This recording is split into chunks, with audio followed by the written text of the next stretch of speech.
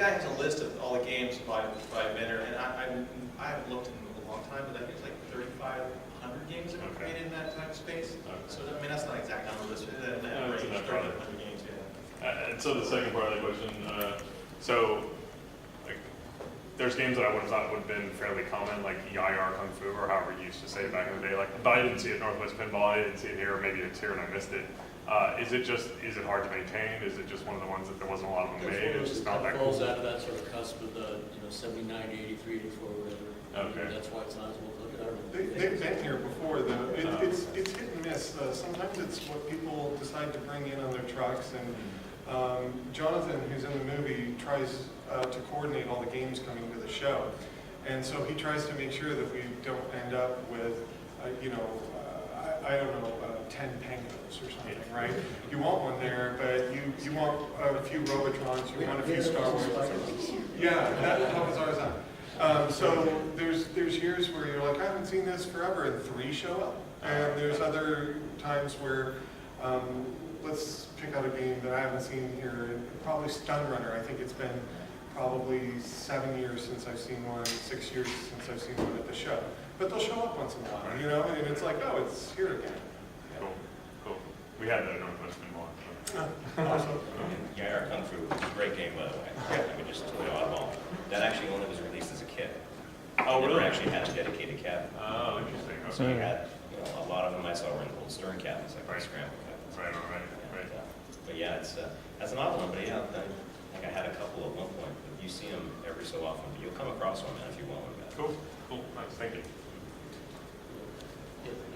Yeah, I mean, I was watching something that was great, and one of the things that came out was just how hard it is to move and get these things and transport them. I was wondering, like, for a show like this, if you could talk to the struggles of a person that's like uninformed with like moving these things, what it's like, and setting up. Absolutely. I just have one quick thing that I don't want to laugh. When you buy a dolly, stay away from pneumatic tires. I don't care what you're Don't go to Home Depot, get yourself a mag liner, buy a right dolly to begin with, man. Yeah. What was the brand? Because that was actually one of the questions that I was going to ask you guys. Which dolly do you have? Magliner is probably the most common one of all the guys who move games at the show. It's a kind of a aluminum kind of dolly. It looks very different than anything else, but it's lightweight and it balances games incredibly well if you set the rear axle up right. Yeah, and of course, stay away from refrigerator dollies. I don't care if it has the strap. There's that whole false thing. But once you, let's say, like you get yourself a dolly, you become intimately familiar with it. It's like I know my old business partner from a company that I had still has his original, it's like a Coke dolly used for delivering Coca-Cola. It's heavy, but he's had that for literally like 25 years. So he knows it intimately. He knows that kind of that fulcrum, that balance point. But start off with a good one and get really familiar with it, comfortable with it, because you can actually reach a point where you're hauling a 19-inch monitor cabinet or 25, and you just one hand. I mean, just you have that whole balance thing, and you can see the slants of like a hill you're going up. You know exactly where you need to stand. And anyway, you can just magline, just like That's a huge thing. That the logistics of like moving stuff to a show like this is pretty staggering. There's varying levels. There's people who bring 1 or 2 games. There's other people who are loading up really large trucks. Like Jonathan and I split about a 24-foot truck with a lift gate. And so we bring about 15 games from his house and about 15 games from our house. And other people have bigger trucks, believe it or not, like tractor trailer with a rail lift on the back, and it's amazing how many machines certain people bring to this show to make it happen. It's pretty incredible. And there's always like something happens, like something gets broken. This year, Brits found them glass broke. And I think one year when I brought tons of games, which I think was 2007, the Congo Bongo fell down in the truck and broke. So it just, it's part of the. We had a really bad one with Jonathan one year. We were in the truck. We had his measure up on the lift gate, and the parking brake failed on the truck. And we were in the truck as it started rolling. And so I had to throw myself out of the truck onto the ground, and I had to run and try and get into the truck to hit the brakes. But as soon as you hit the brakes, you're going to chuck the cabinet right off the back, right? And so, yeah, that was not a good day. And there's been mishaps. I mean, and nobody could have. You don't put tires record chocks under a rented truck, but now we're really conscious of how good the brake is once you have an experience like that. I'd like to add one thing to that also is put wheels on the bottom of your machine. Lockable wheels. I have a bad habit of actually wanting to rearrange the arcade, and he got tired of actually getting the dolly up, moving everything around. So he put wheels on everything, so I can do it myself now. So get wheels on it, and plus with the minis, it actually. Yes, you can just move everything around. And some people put those like Very Teflon careful, slides. conscious of the size of the cabinet versus the size of the average doorway.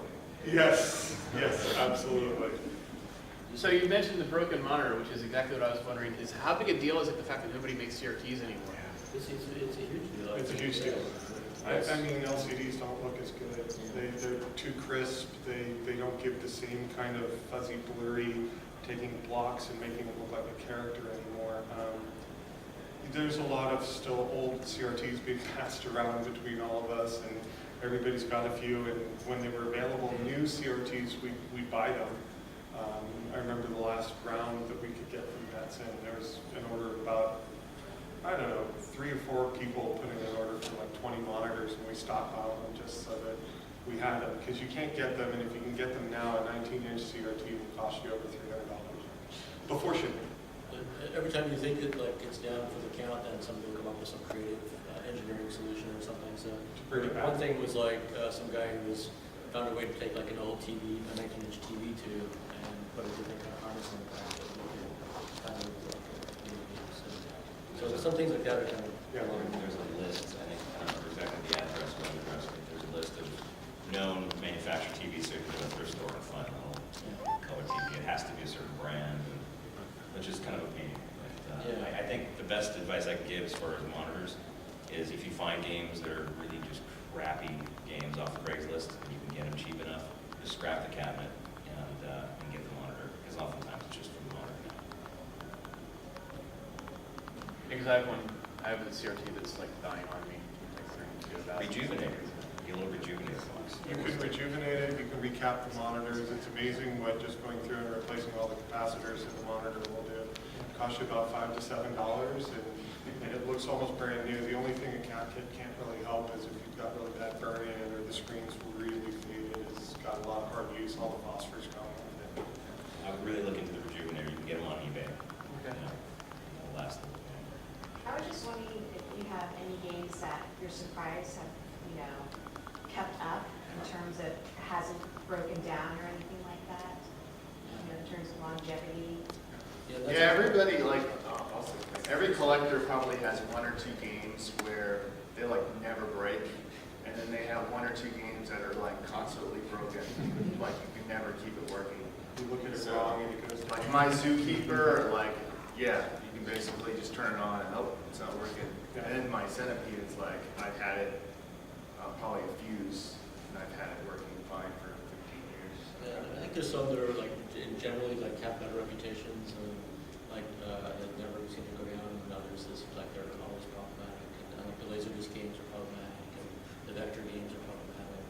Certain manufacturers of Vector games are problematic, just in general. But then there's certain cabinets you get that it seems like they're almost always broken, always need to be fixed. They're not. What's that?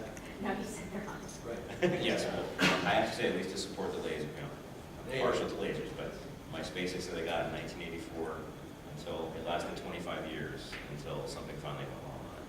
And for a laser, man, I mean, lasers That's are incredible. You look at it the wrong way and something stops working, but this actually went to many shows and it finally is now giving me problems. So now it's been sitting for a while, but yeah. Sometimes you just get the luck of the draw, so they just want to keep working. And I was wondering too, if you have some fascination with Battle's End, because there seem to be a lot of Battle's End shots. Battle's Own footage in the extras too. So. There's actually, they have the story of how Battle's Own got its volcano, the little volcano thing in the extras. So, like Tim Burnham and Tom started telling the same story, and they're again yours and coast separated. I thought one was going to cut the two together talking about Battle's End. So. I actually used to work with that too. Yeah, The guy who programmed Battlefield.